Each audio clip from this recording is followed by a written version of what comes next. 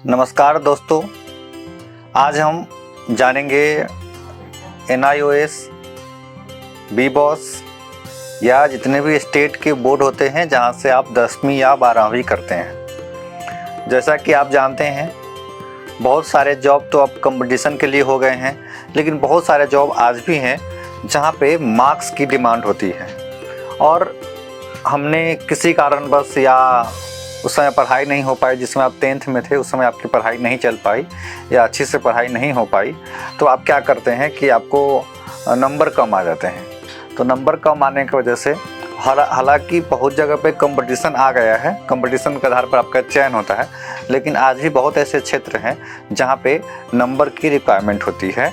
जैसे मान लीजिए टीचर हो गया, आर्मी हो गया, इस सब में नंबर मांग दिया जाता है कि आपका इतना % होना चाहिए।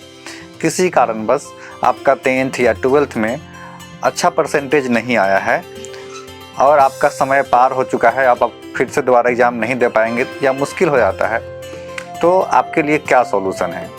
तो मैं आपके लिए एक सॉल्यूशन लेकर आया हूं जो आपको निश्चित रूप से सफलता दिलाएगी और आप अपने जॉब में या कोई भी काम में या आप कर सकेंगे। या आपकी पढ़ाई बीच में रुक गई थी, किसी कारणवश आपने पढ़ाई नहीं करी, फिर भी आपको मैट्रिक या इंटर पास करना है, तो भी आप पास हो सकते हैं, वो भी 110% वेरीफाइड जगह से जहां से आप जॉब भी कर पाएंगे। चलिए बात करते हैं आज Bihar open schooling examination board की, जिसे हम लोग BBOS भी बोलते हैं। बिहार ओपन एग्जामिनेशन बोर्ड जो होता है, ये जो बोर्ड है ये गवर्नमेंट ऑफ बिहार के द्वारा मान्यता प्राप्त है।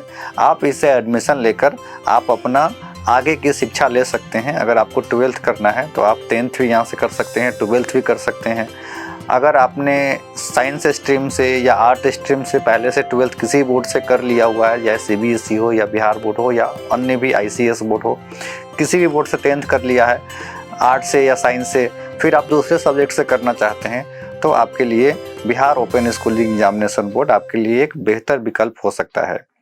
तो यदि आपके पास नंबर कम है या किसी कारणवश फेल हो गए थे या आपकी पढ़ाई छूट गई थी, कोई भी समस्या हो, तो आप क्या करिए, Bihar open schooling examination board से एडमिशन ले लीजिए। आपको 90 दिनों में आप पास कर जाएंगे, आपके डिग्री हाथ में आपको मिल जाएगा।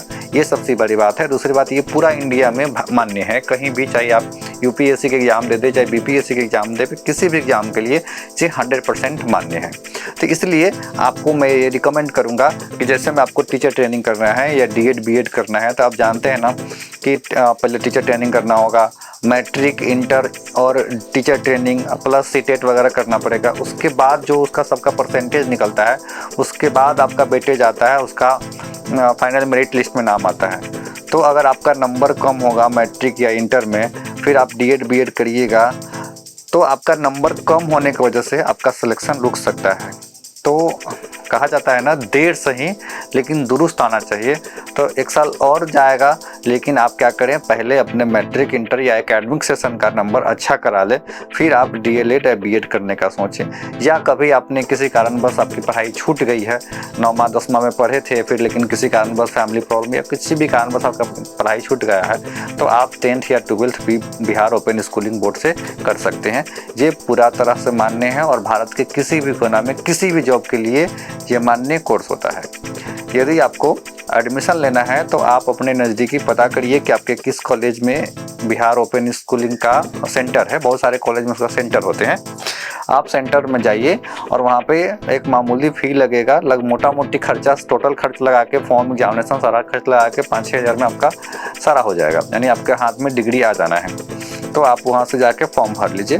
यदि आपको किसी प्रकार का दिक्कत या समस्या है तो आप नीचे दिए इस नंबर पर भी कॉल आप कर सकते हैं, या आप डायरेक्ट यहाँ से एडमिशन करवाना चाहते हैं तो आप हमसे संपर्क करिए, हम आपका एडमिशन भी करवा देंगे।